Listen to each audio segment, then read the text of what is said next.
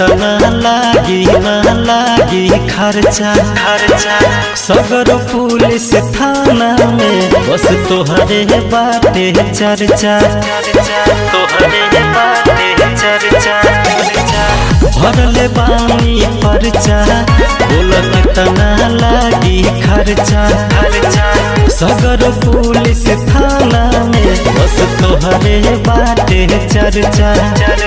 कहिया होई हमर सुनवाई बोला कहिया तारीख पड़ल बा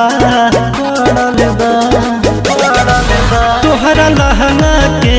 कचहरी में बोल कबो मुकदमा चलत बा तोहरा लहंगा के कचहरी में बोल कबो मुकदमा चलत बा।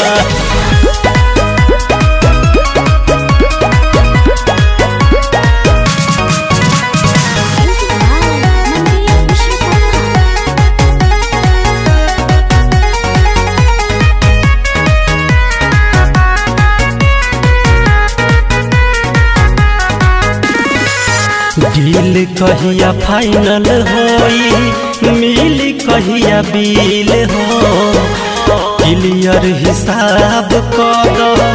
धड़त त दिल हो डील कहिया फाइनल होई मिली कहिया बिल हो क्लियर हिसाब कर धड़त दिल हो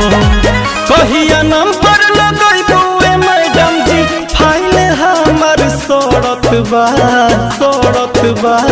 तोहरा लहंगा के कचहरी में बोल कबो मुकदमा चलत बा तोहरा लहंगा के कचहरी में बोल कबो मुकदमा चलत बा।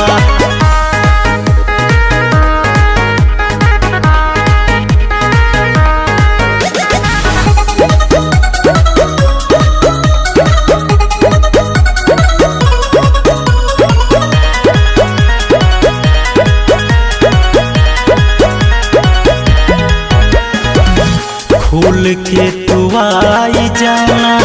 चंचल के सपोर्ट में और जीत दाखिल कैनी कई बेरा कोर्ट में खुल के तू आई जाना सिंह के सपोर्ट में और जीत दाखिल कैनी कई बेरा कोर्ट में दे दना बेल न तो हो जाई जेली है सोची के मनवा डरत बा तोहरा लहंगा के